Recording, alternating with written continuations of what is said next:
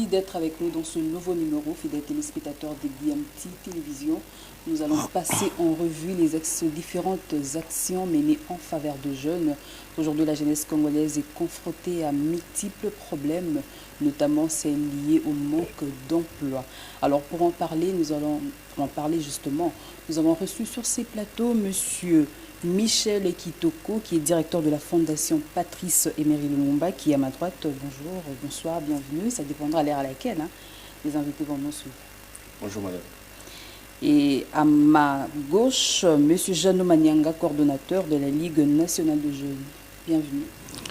Merci beaucoup madame. Un plaisir pour moi de partager avec ce plateau avec M. Michel. Vous savez, ce sont des choses que je ne voulais pas les dire peut-être dans les coulisses. Laisse-moi les dire peut-être du haut de votre caméra. Okay. Ce sont des aînés que nous avons admirés. Lorsqu'on filme encore étudiants dans des chaînes qu'il avait l'habitude de passer, je pense la RTNCD et beaucoup de chaînes, j'avais l'habitude de les suivre. J'aimais beaucoup plus ses analyses. Et aujourd'hui, de partager ce plateau avec lui, c'est un plaisir pour moi. Voilà. Je crois que le plaisir est partagé aussi. Alors, fidèles téléspectateurs, on va aller tout droit au but justement pour parler de notre sujet qui est aujourd'hui le rôle de jeunes dans le développement de la République démocratique du Congo. Ce qu'on est en train de remarquer aujourd'hui, beaucoup de jeunes intègrent les partis politiques. Il y en a aujourd'hui plus de 900 partis politiques, mais est-ce que c'est une aubaine aujourd'hui pour le jeune Congolais, les partis politiques? Bon, vous savez madame, la question de la politique liée à la jeunesse de notre pays, c'est une question que nous devrions regarder avec beaucoup d'intelligence et puis beaucoup d'orientation. Pourquoi? Parce qu'aujourd'hui, il n'y a pas une autre activité pour laquelle on peut tendre la main à cette même jeunesse aujourd'hui pour qu'elle comprenne là où le pays tente d'y aller. Parce que si tout le monde devient politique, vous comprenez le nombre de tous ces jeunes-là qui sont derrière les actions politiques, derrière le parti politique. Imaginez qu'ils vont encore réimprimer leurs tenants et leurs aboutissants envers leurs enfants et leurs petits-enfants. Demain après-demain, alors tout le monde voudra être politique. Et là, ça gangrène complètement, ça déraille même la situation du pays. Je pense qu'aujourd'hui, la jeunesse d'aujourd'hui a besoin de comprendre chacun dans son secteur d'activité, chercher à déterminer quel secteur doit-il emboîter, dans quelle orientation doit-il emboîter. Là, c'est un élément important.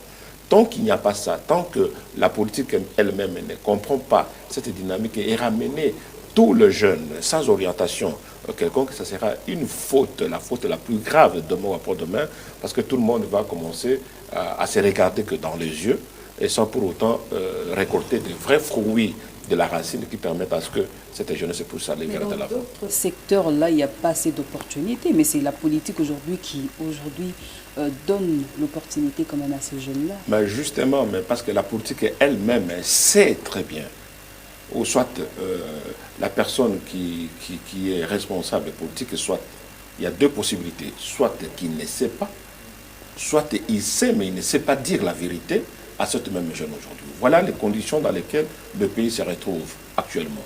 Vous comprenez que là, sur ces chapitres, madame, c'est un chapitre aussi important pour lesquels nous devons dire un certain nombre de choses qui sont vraies. Commençons par le sommet de l'État, le président de la République. Commençons aussi par l'ensemble de tous les membres de gouvernement pour qu'ils comprennent ensemble que ce ne sont pas eux qui doivent contrôler les directives politiques sur l'ensemble du territoire national et dont ils vont intégrer l'ensemble de tous ces jeunes-là qui sont en train de vaquer gauche-droite et sans repère. Et je pense aujourd'hui que l'ensemble de jeunesse aujourd'hui, s'il y en a 2 ou 3 têtes passantes qui peuvent initier quelques projets lucratifs, permettrait à ce que ce même jeunes qui suivent la politique, les politiciens, puissent emboîter le pas de leur vie réelle. Parce que toute cette jeunesse-là, ce ne sont pas des politiciens. Parce qu'ils n'ont pas fait Sciences Po comme matière, ils n'ont pas voulu devenir politiciens depuis leur naissance, mais au moins chacun a besoin des activités lucratives qui lui permettent de faire avancer. Mais lorsqu'ils pensent que c'est la politique qui dispose de tout ce moyen-là, c'est ça qui fait ramener l'ensemble de cette jeunesse-là. Et c'est ça la confusion aujourd'hui de ce que le pays est en train de traverser. Et je pense que demain ou après-demain, il y a moyen de recadrer un certain nombre de choses pour que la vérité soit dite clairement à cette même jeunesse qui sont en train de vaquer dans tout le pays en désordre. Vous affirmez que c'est la pauvreté qui attire la jeunesse vers la politique? La pauvreté, elle est réelle parce qu'elle touche l'ensemble de la population congolaise. Et nous savons que la majorité de la population congolaise, ce sont des jeunes, en réalité. Bon, je ne dis pas là que les personnes âgées ne sont pas dans la pauvreté, mais 80% de la population aujourd'hui sont des jeunes. Mais si cette même jeunesse ne comprend pas parce qu'elle doit pouvoir se prendre en charge et se faire accompagner par la politique, là, s'il ne comprend pas ça, elle commet une erreur monumentale que demain ou après-demain, elle va se retrouver 5 ans, 10 ans après, et elle a perdu son temps, le temps de son repère pour emboîter le chemin de développement sur le plan entrepreneurial. C'est ça qui fait que ça qui donne les éléments, je pense, à nous qui sommes dans les outils politiques, pour comprendre que non, la même politique d'aujourd'hui a raté l'occasion d'imprimer dans la conscience de cette jeunesse à aller vers un développement qu'il faut. Parce que tout le monde n'est pas politique, tout le monde n'est pas politicien, mais si tout le monde commence à suivre la politique, alors ça devient un problème. Je reviendrai vers vous justement pour qu'on parle de repères. Est-ce qu'il y a-t-il toujours de repères? Alors, Monsieur Jeannot Manyanga, pourquoi avoir intégré aujourd'hui un parti politique? Merci beaucoup, Madame Marlène, pour la question. Au fait, c'est ça le problème que nous avons aujourd'hui avec cette jeunesse, avec la jeunesse que nous avons pensé peut-être qui est ce renouvellement de la classe politique. Le renouvellement de la classe politique devrait se faire dans des partis politiques. Malheureusement, ce que nous constatons aujourd'hui, les tissus politiques que nous avons aujourd'hui, je sais que ça va choquer beaucoup de gens, c'est comme si la vie politique en Afrique, au Congo, est devenue l'action des personnes qui ont raté la vie. C'est une réalité. Vous allez constater, lorsqu'il y a un journaliste, après avoir raté la vie dans son secteur, pour se rattraper, il doit aller dans la politique. Et ça va de soi de plusieurs acteurs qui se retrouvent dans plusieurs secteurs de la vie. Du coup, la politique que nous avons aujourd'hui, les politiques que nous sommes, nous vivons cette prolifération des acteurs politiques sans pour autant venir dans la politique avec une idée, avec une vision, s'adhérer dans un parti politique conformément à une vision qui reflète à ce que vous devrez être dans la vie. C'est une réalité que nous avons aujourd'hui avec cette jeunesse d'aujourd'hui, madame. Alors, si vous avez intégré les partis politiques, c'est dans l'espoir qu'il y ait un renouvellement de la classe politique. J'ai toujours, moi j'ai intégré le parti politique, madame, à l'issue de mes études, lorsque j'ai eu mon bac, mon diplôme. J'aspirais à la politique, j'aimais la politique. Je suis allé m'inscrire à la faculté des sciences politiques. Et aujourd'hui, je suis en train de faire les Sciences Po. Pourquoi je fais la politique?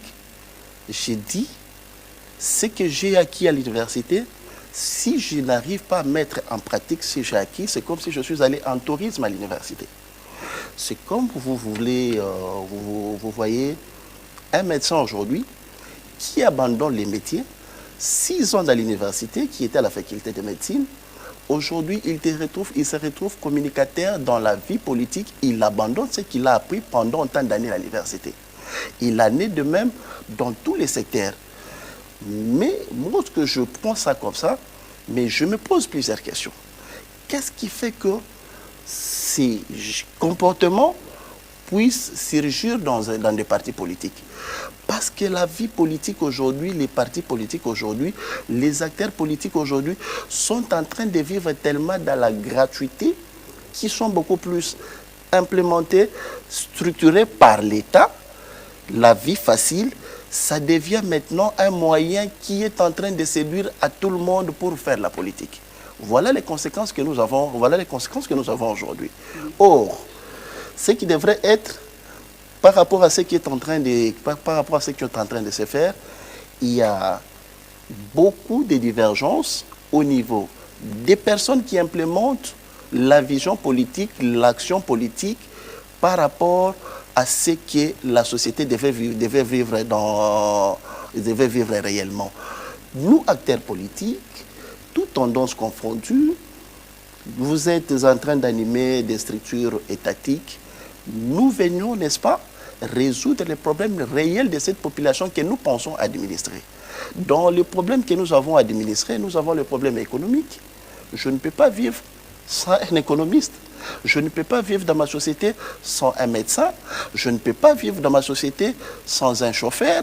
Je ne peux pas vivre sans un mécanicien. Je ne peux pas vivre sur le secteur que nous connaissons qui organise la société en général. Malheureusement, nous les Africains en général, les Congolais en particulier, à cause de nos précurseurs politiques. Ceux qui ont implémenté la vision politique depuis nos précurseurs, le Lumumbiste jusqu'à aujourd'hui, nous avons présenté un tableau contraire à la réalité. Ensuite de suite, c'est ainsi que tout le monde est séduit, n'est-ce pas, à la vie politique. Il faut qu'il s'intègre dans un parti politique pour aller chercher de quoi il a besoin. Qui ont présenté un tableau sombre. C'est comme on parle des précurseurs. La jeunesse aujourd'hui, nous avons perdu de repères. Dans tous les sens et dans tous les secteurs. Voyez-vous? Alors, lorsque nous évoluons, parmi les repères que nous avons perdus, cette jeunesse aujourd'hui est dépourvue, abandonnée à leur triste sort. C'est comme ça que cette jeunesse, cette population cherche à se prendre en charge parce que la société n'est plus très organisée dans la manière la plus stricte telle que nous l'avons apprise au niveau d'université, ainsi de suite. Du coup, le moyen de gagner en pain, il faut aller dans la politique. Vous allez construire une maison facilement, vous allez rouler carrosse facilement, vous allez vous taper une vie facilement. Voilà ce que nous avons aujourd'hui. Moi, je suis le coordonnateur de la jeunesse depuis longtemps. C'est un travail que j'aime beaucoup. Parce que nous, les jeunes aujourd'hui, lorsque nous avons perdu des repères, chacun est en train de se rechercher. J'ai commencé à interpeller plusieurs jeunes par les billets que nous encadrons des jeunes. J'ai eu à constater, à épingler 3 types de jeunes. Parmi les jeunes que nous avons aujourd'hui, la première catégorie de jeunes, je constate que nous avons ce que moi j'appelle la classe des nostalgiques. Deuxième classe des jeunes, nous avons la classe des émotionnels. Et troisième classe des jeunes, pour chuter, c'est la jeunesse consciente qui est beaucoup plus marginalisée par les 2 classes qui aillent à prendre en otage la vie politique. Si vous m'accordez ce sont des jeunes qui sont dans le parti politique. Effectivement, les jeunes qui sont effectivement dans les partis politiques, non seulement dans les partis politiques, même dans d'autres secteurs de la vie nationale. Aujourd'hui, nous sommes en plein 21e siècle. Lorsqu'ils sont au pouvoir, lorsqu'ils sont dans les institutions, à tous les niveaux, ils cherchent à rappeler leurs émotions de ce qu'ils ont eu à vivre avec, par exemple, le Lumumbiste à l'époque. Voyez-vous, au lieu d'évoluer, au lieu de s'adapter au siècle présent, avec ce que nous vivons aujourd'hui, comme qui dirait, le développement, c'est un processus. Lorsque vous n'arrivez pas à vous adapter à ces processus de développement, vous allez rester dans la léthargie. Vous allez voir que cette classe des nostalgiques, ils ont toujours l'habitude de nous rappeler ce qu'ils ont eu à vivre dans l'ancien temps. Nous sommes de telle époque. Ils implémentent ça dans l'administration publique et l'administration n'arrive pas à très bien fonctionner à cause de cette classe des nostalgiques. Nous avons la classe des émotionnels. La classe des émotionnels, c'est la classe des jeunes que nous avons aujourd'hui. lorsque il y a une autorité nommée à tous les niveaux qu'ils soient, les émotionnels s'intègrent dans des partis politiques. Lorsqu'ils s'intègrent dans des partis politiques, ils ne viennent pas dans des partis politiques par la vision des partis politiques pour donner quand même du tonisme, pour avancer, pour que la société avance. Ils sont intégrés dans des partis politiques parce qu'il y a mon aîné du quartier qui est là, il y a mon cousin qui est devenu ministre, il y a mon frère qui est devenu DG, il y a tel qui est devenu X et Y. Du coup, je m'inscris dans cette logique parce que je suis venu pour soutenir son action. Maintenant, les comportements des nostalgiques, c'est comment? Vous voyez, lorsqu'une autorité veut prendre une décision pour le développement de la nation ou de sa structure ou de ce dont il est en train de diriger, il coalise avec les nostalgiques. Ce sont des nostalgiques qui sont en train de les pousser. Viens, nous sommes à Kinshasa, excusez-moi utiliser les jargons quinois, parce que nous sommes quinois. Vous allez voir que les nostalgiques sont en train de soutenir leur leader, viens ceux qui ont Awana pour parce qu'ils sont aux alliés. Et ces derniers se présentent même un leader. Il dirige un groupe de jeunes selon leurs pensées, leur jargon, leur intégration dans des partis politiques, mais dans les fonds. Il n'y a pas les fondamentaux qui ont fait que ces jeunes-là puissent s'intégrer dans ces partis politiques. Oui, mais parmi ces trois types de personnalités que vous venez de nous citer là, qui sont en train de tuer justement, qui nous rabaissent ou qui nous tirent vers le bas. Oui, c'est ce que je viens de dire. C'est ce que je viens de dire. Ceux qui sont en train de rabaisser l'action de la jeunesse, ce sont les deux classes de la jeunesse. La classe des émotionnels, la classe des nostalgiques. Parce que la classe que j'appelle des conscients, ce sont des personnes qui ne sont pas beaucoup plus écoutées. Voyez-vous, ils viennent avec des visions, mais c'est difficile que des gens s'intègrent dans leur vision parce que dans la vision, ça demande un travail de longue haleine pour qu'un projet, une vision soit réalisée. Voyez-vous, pour les émotionnels, les nostalgiques, ils pensent un passe-temps. Ils veulent travailler avec les deux autres parce que c'est à chaud. Est-ce que les jeunes ont encore une vision claire de ce qu'ils doivent faire? Je peux vous citer peut-être quelque chose, je peux vous donner peut-être quelque chose aujourd'hui. Veillons observer seulement ce qui se passe au niveau national, à l'intérieur comme dans la capitale, dans les secteurs que nous évoluons, par exemple médias, vie politique, il n'y a plus de modèle. Nous avons perdu juste des repères. Lorsque quelqu'un intègre dans un parti politique, il est dans un parti politique parce que celui-là, c'est mon chef. Voyez-vous? Celui-là, c'est mon cousin. Voyez-vous? Celui-là, c'est les beaux-frères. Et du coup, les deux nostalgiques, pour terminer, ce sont des gens qui séduisent la société. Ils développent des stratégies de séduction de la société. C'est beaucoup plus des vendeurs d'illusions. Ils peuvent te présenter un projet pour séduire la jeunesse, mais à la fin, vous allez voir que quelle que soit la forme de société, qu'elle soit, quelle la forme de projet qu'il soit, ne va pas aboutir à la maturation parce que ça va résoudre au problème de ceux qui l'ont pris en otage, les frères, les cousins, ainsi de suite. Nous n'arrivons plus à nous retrouver et du coup nous pleurnichons, nous, la jeunesse d'aujourd'hui, parce que les repères sont perdus. Très bien. Alors je reviens vers vous, M. Michel Kitoko, pour savoir, est-ce qu'il y a-t-il encore de repères, de références?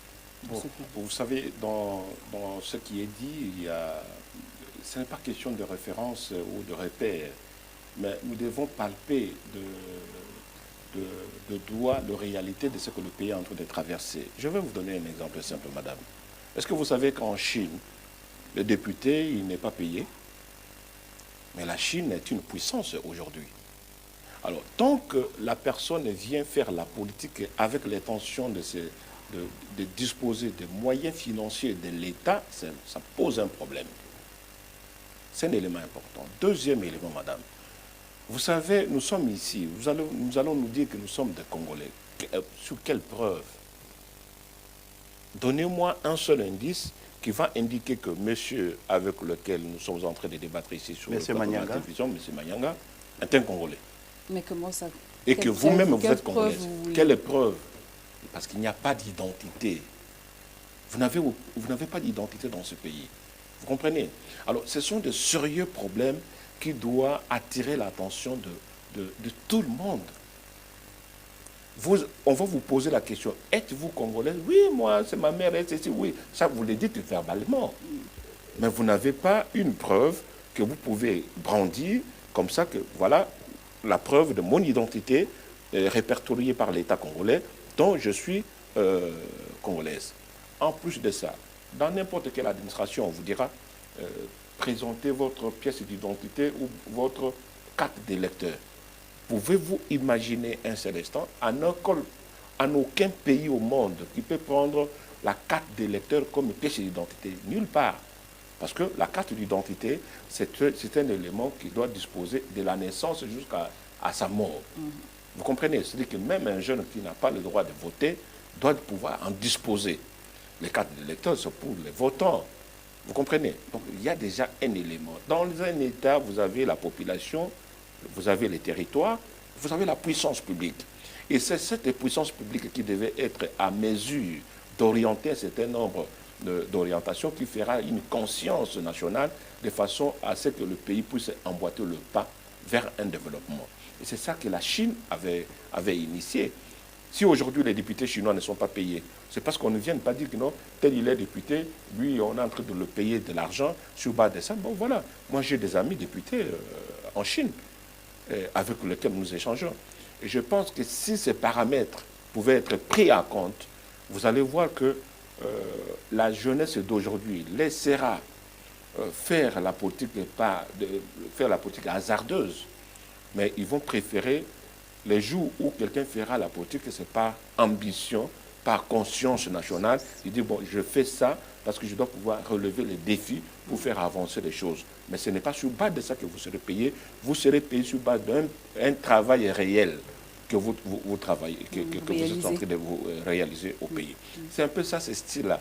Alors, moi, quand je vois la réalité dans laquelle le pays est en train de traverser et que les hommes politiques sont là avec tous les moyens et qui attirent la grande jeunesse de la pauvreté vers eux, ça crée un scandale gravissime parce que ces hommes politiques n'auront plus le moyen de réorienter cette même jeunesse dans un schéma qui permettra à ce qu'ils puissent retrouver une nouvelle vie qui sera une bonne vie de développement, le développement de tous.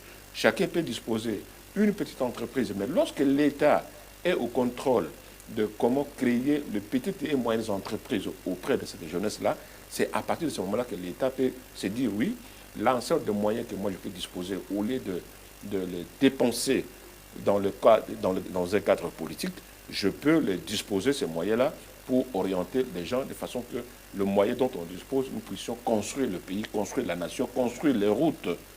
Vous savez, nous sommes le plus grand pays de l'Afrique aujourd'hui. Pourquoi je dis nous sommes le premier? Parce que l'Algérie, oui, l'Algérie est un pays, mais d'une grande partie occupée par le désert du Sahara. Vous comprenez?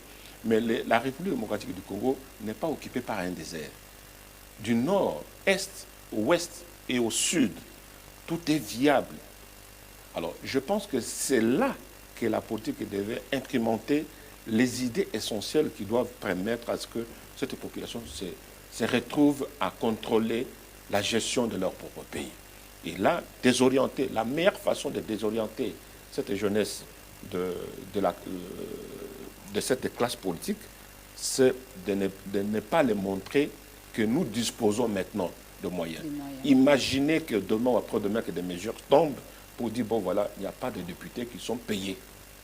Vous comprenez? Mais oui, mais attendez, mais oui, mais vous voulez servir la nation, vous voulez servir la nation, vous avez, c'est vrai, le Parlement est là, les moyens de circulation ils sont là, les micros sont là, et on vous écoute. Mais pas disposer le moyen financier de l'État. De 21 000 $. Ben oui, non, bon, 21 000 ou même 33 000, 10 000, même 1 000 $, madame. En Chine, vous n'allez pas trouver un député qui vous dit je suis payé même pour 500 $. Ça Mais n'existe pas. il gagne autrement. Mais non, il gagne autrement avec tous les Chinois. dans cet ensemble, mais pas de manière personnelle et individualisée. Et c'est ça le comportement de la Chine. Vous savez, si nous prenons les éléments tels que la Chine avait connus et que nous voulons régler cette question au niveau de l'Afrique, au lieu de prendre le paradigme essentiel comme le cas de la France et le cas de la Belgique, non, ce ne sont pas des pays de référence en rapport avec la situation dans laquelle le pays est en train de traverser. Et là, vous allez comprendre que, oui, ce que je suis en train de défendre aujourd'hui sur le plateau de la télévision n'est pas encourager la classe politique, mais ça peut encourager aussi la population qui est consciente d'un certain nombre d'éléments, d'un certain nombre de situations pour dire, bon voilà, la politique ne produit que du vent, ne produit que de fumée, mais sans pour autant atteindre les objectifs bien précis. Vous comprenez, c'est là où ça attire mon attention sur le fait que la classe politique qui ne comprend pas encore la valeur dans laquelle il doit pouvoir s'orienter était déjà un problème. Pourquoi? Parce que c'est une classe qui doit refléter l'image de l'État. Je vous dis, la population, elle existe. Les territoires, il est là. Mais c'est à la puissance publique. N'importe quel État au monde, madame, n'a que ces trois éléments. Territoire, population, puissance publique. Mais au niveau de la puissance publique, il n'arrive même pas à imprimenter les documents administratifs pour chaque citoyen. Ça, c'est un élément. Deuxième élément, vous manquez correspondre même avec votre population par la poste. Depuis que je suis revenu dans mon pays ici, le Congo, depuis 2010, je n'ai jamais perçu un seul courrier de la poste. Et quand je pose la question à mes compatriotes congolaises, tout le monde est dans cette situation. Mais attendez, mais où est alors l'État? Ça veut dire que l'État, les consciences ou les démantèlements, ou je ne sais pas comment le pays devait fonctionner, n'existent pas. Je me rappelle qu'à l'époque de feu maréchal Mobutu, j'ai vu qu'il y avait des postes, mais à un moment donné, c'était fini par le fait que la déstructuration de l'État pour lequel il avait amené, lui-même, il avait plongé non seulement son propre régime, non seulement lui-même, mais toute une nation, toute l'administration publique de l'État était enterrée du temps de maréchal Mobutu. Vous comprenez? Donc ici, nous devons comprendre. Mais en parlant de poste, justement, mais est-ce que, je ne sais pas, vous pouvez vraiment nous expliquer, puisqu'il y a la mondialisation aujourd'hui, qu'est-ce que ça vient faire, ça viendrait faire encore une fois de plus? Qu'est-ce que la mondialisation viendrait faire ici, dans notre pays? Si, la mondialisation, c'est un terme, c'est une terminologie qui s'applique. Mais la mondialisation, lorsque un citoyen ne sait pas atteindre sa puissance publique, lorsque la puissance publique ne sait pas répertorier ses citoyens, il ne sait pas où il se trouve. Vous n'avez aujourd'hui que les agents de services ANR, services police, seulement c'est fini. Mais si on les appelle, mais jamais vous allez constater que non, nous sommes dans un État qui, des fois, structure toutes les catégories de la population, de façon à ce que chacun sente qu'il y a la puissance publique qui existe. Les territoires, nous avons les territoires. La population, nous avons la population. Mais c'est au niveau de la puissance publique qui dirige, qui doit implémenter toutes ces règles-là en accordant la pièce d'identité à chaque citoyen et en imprimant les modalités pratiques de correspondance publique qui fait que la poste, elle est là. Vous avez une revendication, vous envoyez les courriers par la poste et ça arrive, ainsi de suite. C'est comme ça que chaque État s'organise. Mais tant que nous n'avons pas ce moyen-là, moi je me suis dit, soit que nous sommes dans une récréation, dont on attend demain ou après-demain tentative de vouloir recréer la puissance publique qui n'existe pas. Mais quel serait justement le rôle de jeunes dans le développement de la République démocratique du Congo? C'est ça même le thème de notre émission aujourd'hui. Les rôles de jeunes dans notre pays, c'est d'abord elle doit se structurer. Ils doivent se structurer, cette jeunesse. Ils doivent apprendre. Ils doivent avoir la conscience que lorsqu'ils ne connaissent pas quelque chose, qu'ils trouvent le voisin moyen à aller apprendre. Apprendre même de manière autodidacte. Vous savez, madame, Patrice Emery Lumumba était autodidacte. Il a appris un certain nombre d'éléments. Les référents aujourd'hui, la personne qui a conduit l'indépendance de notre pays, la personne qui, pour le monde entier, sont en train de le respecter, il était autodidacte. Je connais sa vie, je connais comment il a émergé, je connais comment on a mis fin à ce régime, non pas par les Congolais, mais par les puissances prédatrices, les puissances étrangères qui ont décidé de l'abattre.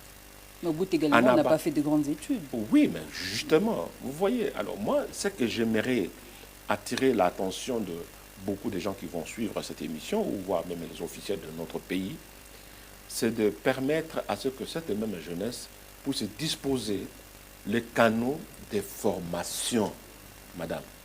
Des formations à la limite gratis. Ça serait une bonne chose.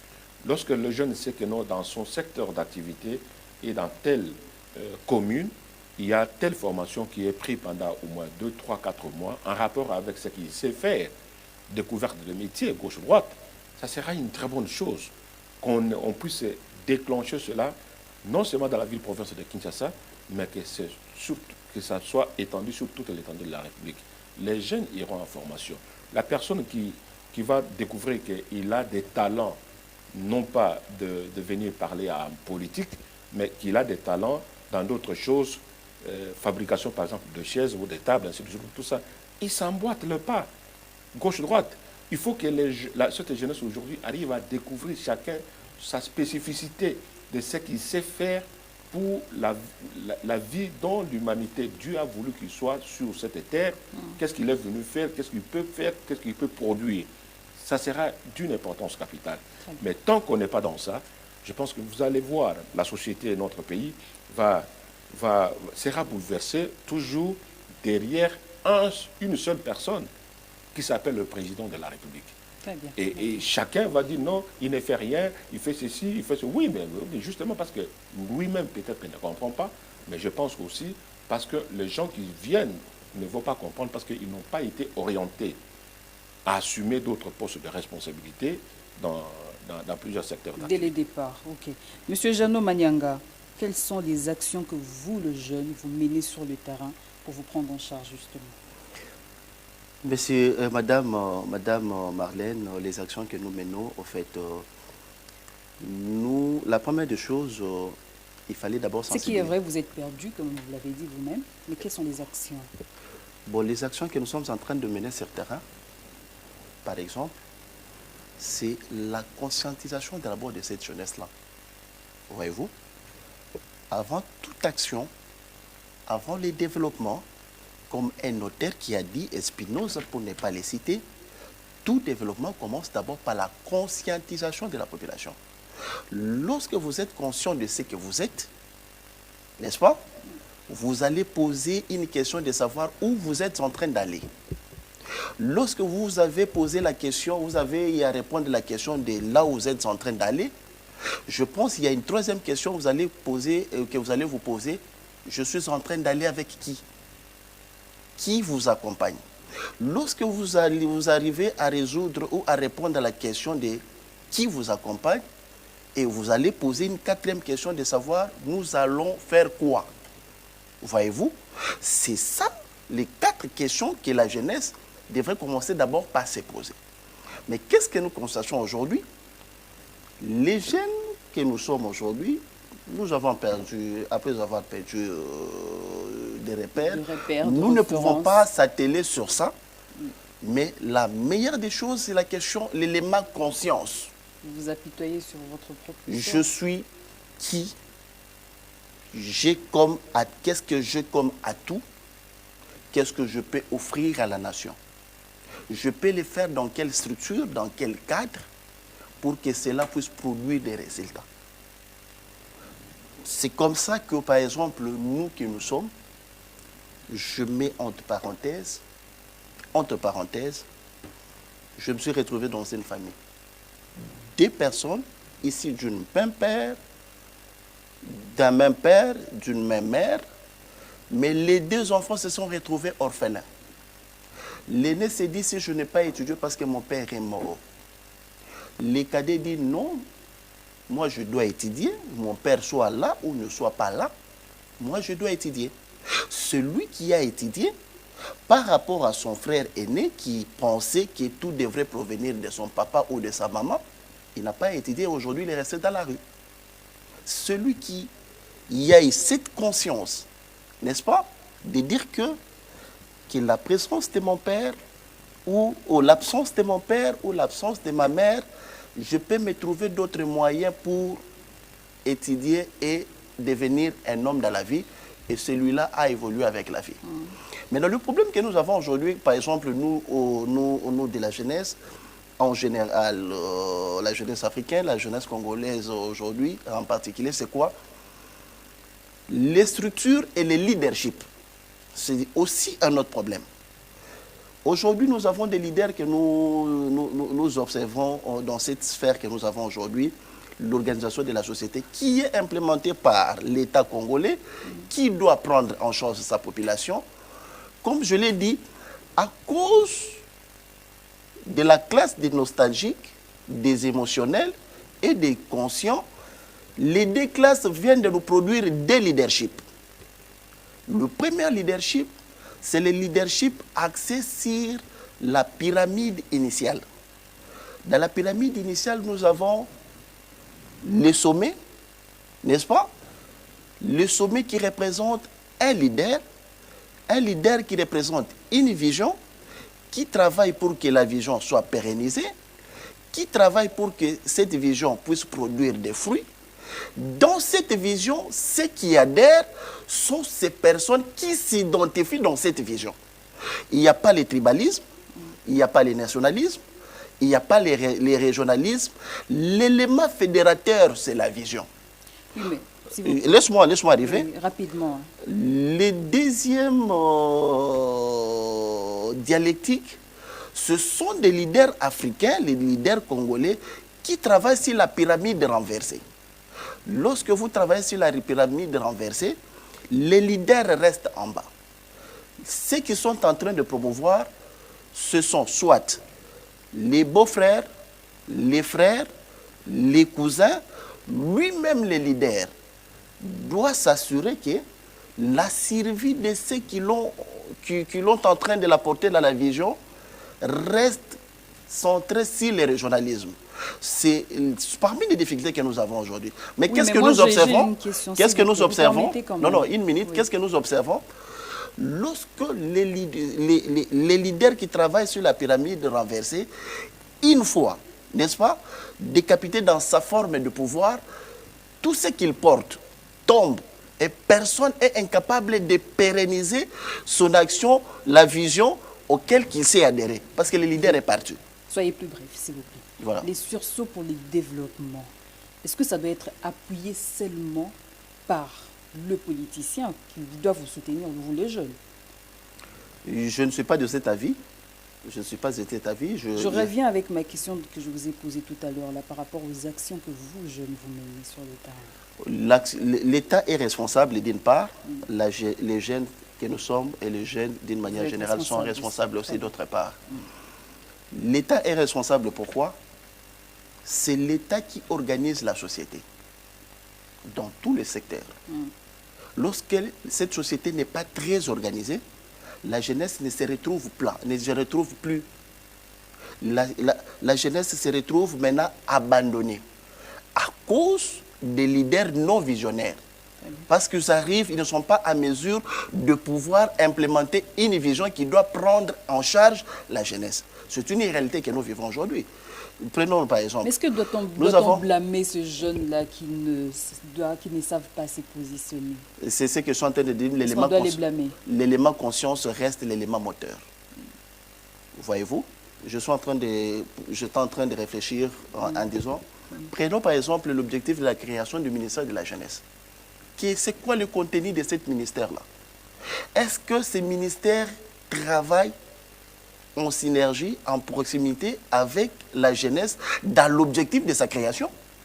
Le ministère reste un élément politique qui répond aux besoins des politiciens pour répondre les égos des X et des Y sans pour autant prendre en charge les objectifs et les missions dans le fond et dans la forme. Voyez-vous? Maintenant, l'élément conscience que je suis en train d'interpeller ici, c'est nous qui sommes acteurs, nous les jeunes. Est-ce que nous sommes conscients, n'est-ce pas, de la naissance de certaines structures qui a l'accès aujourd'hui au ministère de la Jeunesse? Ceux qui ont l'accès au ministère de la Jeunesse, ce sont des partisans des partis politiques proches de cette action politique ou de l'obédience du courant politique de l'animateur qui est nommé, par exemple, le ministre de la Jeunesse. Voyez-vous? Or, l'action des structures, de toute autre instance, n'est-ce pas, développée pour encadrer les jeunes, il faudrait qu'il y ait... Pardon? Il y a une table ronde, vous n'avez pas participé. Je peux vous répondre à ça? Comment les invitations ont été lancées? Très bien. C'est par obédience des partis politiques qui sont alliés ou qui sont de l'obédience des courants X, des courants Y proches des ministres, pour répondre à cette question. D'accord. La jeunesse, espoir de demain, doit-on s'appuyer sur quoi pour affirmer cela? Madame, pendant que vous êtes en train de chercher sur quoi doit-on s'appuyer pour la jeunesse d'aujourd'hui ou de demain, mais vous parlez de quelle jeunesse?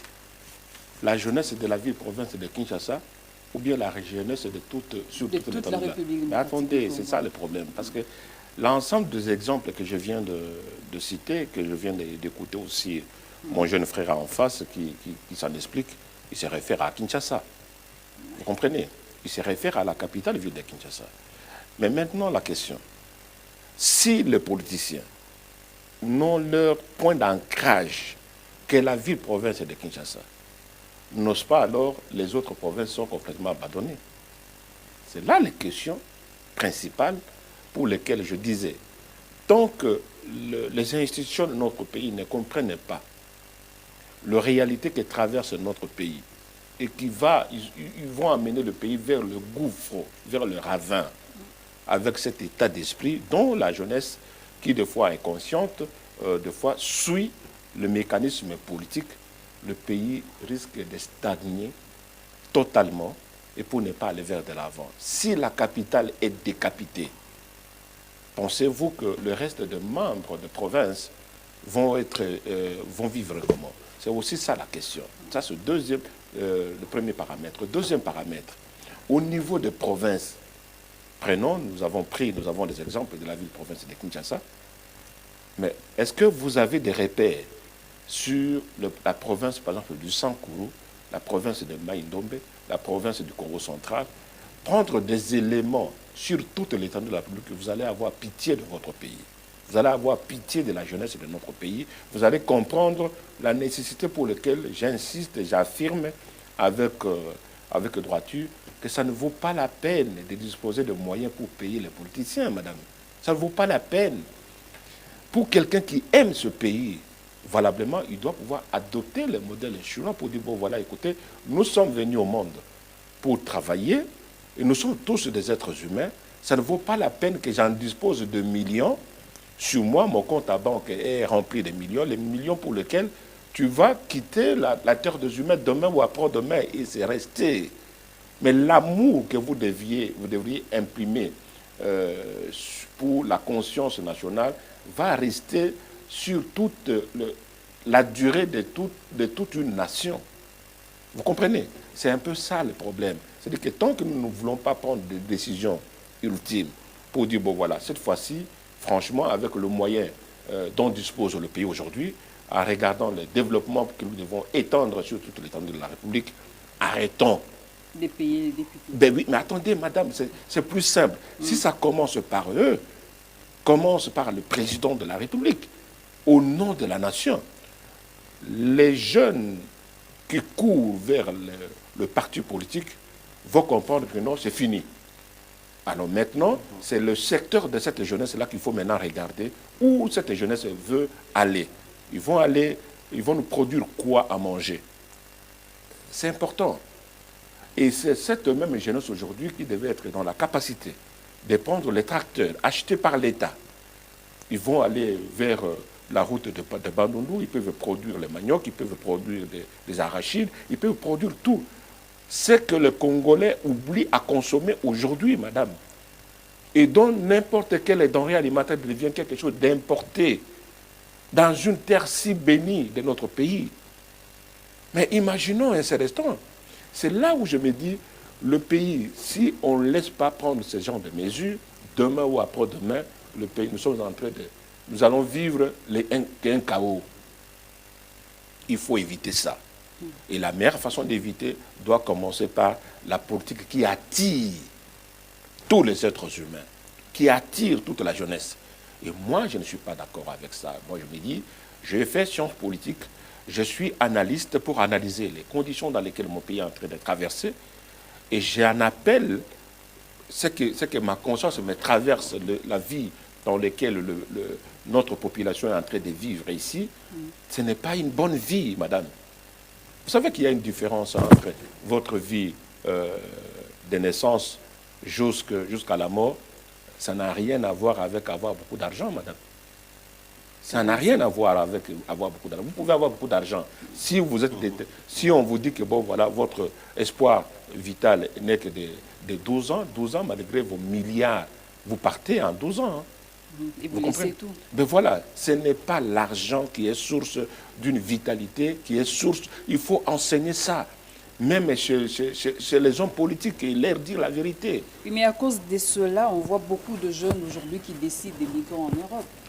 Non, la migration, on ne peut pas interdire cette migration. Pourquoi? Parce que la migration, c'est un fait international pour lequel les Européens en ont migré vers l'Afrique et les Africains peuvent migrer vers l'Europe. Je vous dis que c'est un phénomène pour lequel, qu'on le veuille ou non. Moi, je fais 25 ans en France. Je les suis encore, je peux y aller, ce n'est pas un problème. Mais ce n'est pas ça le problème. Le vrai problème pour lequel, de quel pays vous venez? Vous avez des immigrés qui sont au Gabon. Il y a beaucoup plus de Français qui sont au Gabon que les Gabonais en France. Vous imaginez la différence? Pourquoi? Parce qu'un petit pays comme le Gabon, c'est un petit pays qui sait s'organiser pour dire, bon voilà, je donne la pièce d'identité, je donne ceci, je donne cela. Mais malgré ça, vous en trouvez encore d'autres faits qui, des fois, attirent toute mon attention sur la manière ou la bonne manière qu'ils pouvaient faire pour faire mieux. Ils peuvent le faire mieux. Et chez nous, la puissance publique n'est pas encore établie correctement pour prendre en charge ses responsabilités de façon à ce que l'ensemble de la population congolaise puisse regarder comme une lumière qui doit apporter le bonheur pour l'ensemble de tous les Congolais. Alors, nous n'allons pas nous fondre, nous tous, dans la masse, hein, comme on le dit. J'aimerais vraiment que vous puissiez me répondre par rapport à cette question. Que pensez-vous de jeunes qui se retrouvent aujourd'hui au pouvoir? En quelques mots, rapidement, monsieur. Que pensons-nous des jeunes qui se retrouvent aujourd'hui au pouvoir? C'est une question qui demande beaucoup. Mais nous observons au moins quelques jeunes qui sont aujourd'hui au pouvoir. Vous savez, nous allons prendre de quelle période? Voilà, les jeunes, ça dépend de période. Parce que chaque jeune au pouvoir, il y a des jeunes qui ont produit, n'est-ce pas? Quelques éléments, par exemple, je prends seulement pour ne pas les citer. Non, ne les citez pas. Bon. Lumumba, en 1960, était jeune. Il a produit ce qu'il pouvait produire à sa manière. Non, s'il vous plaît. Non, je pense seulement. Non, écoutez, en 1960, à l'âge à laquelle que nous avons eu l'indépendance, l'histoire nous renseigne que celui qui avait milité pour l'indépendance, c'était jeune. À 31 ans, c'était jeune. En 2000, je pense en 2001, il y a quelqu'un qui est passé aussi, qui fut aussi jeune. Font-ils un travail remarquable? Ça, c'est un. Nous sommes en train d'évaluer d'une manière aussi. Si vous me posez une question, de répondre comme tout le monde, je ne saurais pas les répondre de tout le monde. Il faudrait que cela soit segmenté. Oui, mais plus rapidement. C'est comme ça que j'ai pris des périodes. Maintenant, les jeunes qui sont au pouvoir, je suis en train peut-être de prendre le pouvoir exécutif et le pouvoir législatif. Cela qui a l'avenir de toute une nation. Je prends aujourd'hui la jeunesse, les jeunes que nous avons aujourd'hui dans les assemblées. Les jeunes que nous avons aujourd'hui au niveau de l'Assemblée nationale, au niveau du Sénat. Est-ce que ces jeunes-là sont conscients, ils produisent un travail de qualité? Nous avons vu des législateurs passer, pensant que cette jeunesse pouvait produire un travail de qualité qui pouvait garantir l'avenir de toute une nation. Et la plupart sont restés dans les véhicules, dans les vestes, ils sont restés à Clamer, dans les Matuvy, ainsi de suite. Or, on attendait des structures politiques très bien fondées avec la présence de la jeunesse. Mais c'est ce que nous avons vu, nous avons eu à vivre. Je prends dans l'exécutif aujourd'hui, c'est un conflit permanent et latent que nous avons aujourd'hui. Il suffit qu'on puisse nommer un jeune ministre. Ces derniers pensent que les ministères qu'il est en train de diriger, c'est comme si c'est lui qui l'a commencé, c'est lui qui va mettre terme à son règne. Seul orgueil, il n'y a pas un travail de qualité qui est produit, ainsi de suite.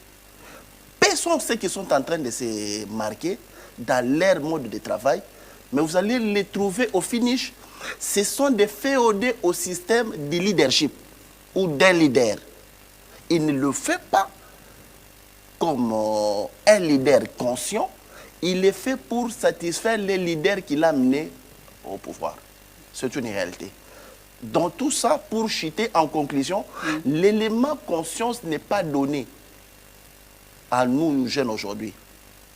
J'étais quelque part avec des aînés, comme je suis avec mon aîné ici. Nous étions dans une réunion quelque part. L'aîné, là, pour ne pas les citer, qui est aujourd'hui dans des institutions, il était en train de chuchoter à l'oreille. Rapidement, monsieur. Il était en train de chuchoter à l'oreille avec son collègue pour dire, bon, voilà. Parce qu'il y avait un leader qui avait dit que non, il fallait penser au renouvellement de la classe politique. En sortant, l'aîné, là, en train de dire à son collègue, ces jeunes ici, nous allons les manipuler, nous allons mettre l'argent pour qu'ils restent dans des boîtes de nuit, qui nous amènent des femmes, qui nous amènent des maîtresses. C'est ça leur rôle. C'est comme ça que j'ai compris que les émotionnels sont restés inféodés à ce système-là parce qu'on est en train de mettre l'argent facile à l'air. Ils pensent que la vie politique, c'est ça. C'est ce que nous vivons réellement. Ils pensent que la vie politique, c'est ça. Je dois rester à côté d'un vieux, il me donne des millions, faire tout ce que je pouvais faire sans pour autant penser à l'avenir. Et demain, il est nommé. Merci nous beaucoup. ne sommes pas, nous par exemple, je suis en train d'interpeller les jeunes que nous avons aujourd'hui. Nous sommes dans la classe des jeunes qui sont conscients et malheureusement, nous ne sommes pas aimés. Les gens ne nous écoutent pas, les gens ne nous appellent même pas. Et les gens et certains sont en train même de nous traiter que nous sommes des orgueillis. Je l'accepte comme ça. Vous voulez qu'on vous appelle, c'est ça? Non, alors, oui, je ne suis pas dans cette logique-là. Monsieur Michel, on va terminer avec cette phrase, la même question aussi que je viens de poser à monsieur Manyanga. Êtes-vous satisfait du travail de ce jeune-là qui sont au pouvoir? Oui, oui et non en même temps, parce qu'il y a beaucoup de jeunes qui ont occupé les plus lourdes responsabilités dans ce pays et qui ont quand même tenté de rendre service à notre nation. Il a cité l'exemple de Patrice Emery Lumumba, qui était un jeune dynamique, qui était vraiment l'éclaireur de toute une nation. Vous avez Joseph Kabila aussi, qui était président de la République depuis l'âge de 29 ans et qui a fait un travail quand même aussi fabuleux. Je pense que si l'ensemble de la jeunesse aujourd'hui pouvait suivre ce schéma-là, pouvait être une bonne chose sur la donne politique.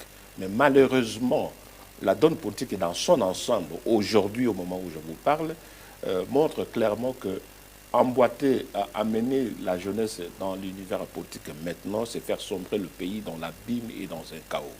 Et c'est comme ça que moi je dis, il faut réinventer tout de suite des concepts qui vont permettre à ce que cette même jeunesse puisse s'orienter chacun dans son secteur d'activité et organiser le pays autrement. Nous sommes dans un pays où la capitale elle-même, c'est 12 fois les Gabon. Vous imaginez la population que nous avons aujourd'hui au niveau de la capitale, ville de Kinshasa, 12 fois les Gabon entiers. Et combien de stades sportifs? Il n'y en a pas assez. Normalement, on aurait constaté que nous sommes dans un pays où, dans chaque commune, vous allez voir les centres sportifs qui permettent à ce que les jeunes puissent s'activer aujourd'hui. L'embouteillage de la ville jusqu'à Mongafou, c'est anormal. Donc ça commence à intriguer le point de non-repère pour la nation. Il faut faire vite, de façon à désorienter cette question qui abîme l'image de notre pays pour le faire avancer vers l'avant. Merci également, merci monsieur Jeannot Manyanga, coordonnateur de la Ligue de jeunes nationale coordonnateur de la Ligue nationale de jeunes, c'est ça. Merci d'avoir répondu. Coordonnateur de la Ligue nationale du mouvement social pour le renouveau MCR en cycle. Merci infiniment d'avoir répondu à notre invitation. Merci également à monsieur Michel Kitoko, qui est directeur de la Fondation Patrice Emery Lumumba. Exactement. Merci également à tous nos fidèles téléspectateurs. N'oubliez surtout pas, abonnez-vous massivement. Si vous avez des questions à poser, laissez-nous un petit commentaire. Mais s'il vous plaît, soyez élégants dans vos commentaires. On se retrouve très prochainement. Nous allons parler de rôle de jeunes dans les développements de la République démocratique du Congo. On se retrouve prochainement. Au revoir.